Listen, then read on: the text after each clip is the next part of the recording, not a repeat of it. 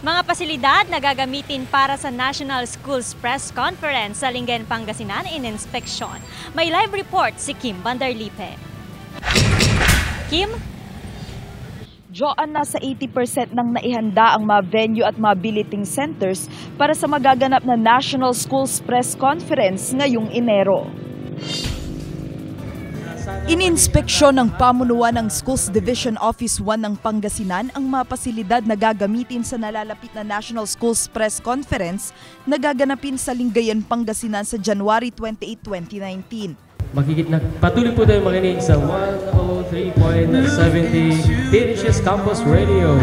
Yan. Tiniyak na maayos ang mga gamit sa radio broadcasting. Puspusan ng paglilinis at pagsasaayos ng kapaligiran sa Pangasinan National High School na venue ng NSPC.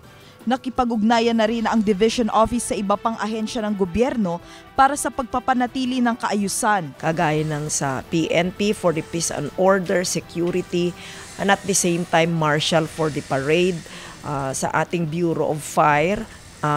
Today, andyan po sila sa labas, nag-grounds, nag-i-inspect na, monitoring para sa kasiguruhan ng ating mga wirings. Naghahanda na para sa NSPC ang grade 11 student na si Micaela na sasabak sa Online Publishing Competition Filipino category.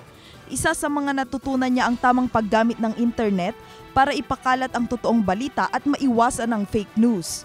Para sa akin is, kailangan po talagang improve pa po yung campus journalism para po mas may spread yung talagang totoong news lang po. And feeling ko po, dahil po yun sa mga nag-viral din po na radio broadcasters na kailangan din po talaga na sa national level ng NSPCS, kailangan din po talagang ipakita sa public para po maging aware lahat po ng students.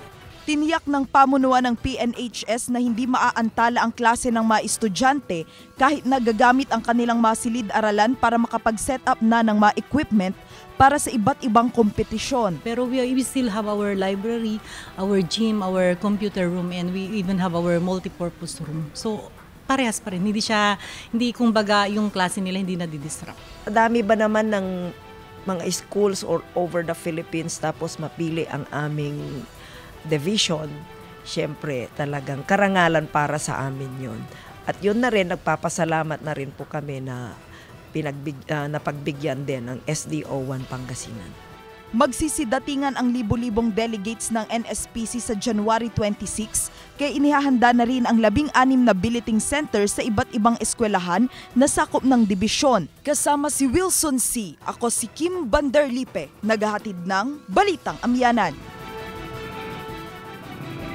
Joan, noong nakaraang taon ginanap sa Dumaguete ang NSPC at ngayon nga ang unang beses na magiging host ng naturang journalism event ang Schools Division Office 1 ng Pangasinan. Mag-uumpisa ang event sa January 28, 2019 na matatapos sa February 1, 2019. Nasa 22 na towns ang nasa ilalim ng naturang division na naghahanda ngayon para sa NSPC 2019. All systems go na din daw, pati ang kanilang koordinasyon with doon sa mga catering service para sa kanilang event at puspusan na din ang pagsasagawa ng misting operation ng Provincial Health Office para sa mga billeting centers para maiwasan ang dengue.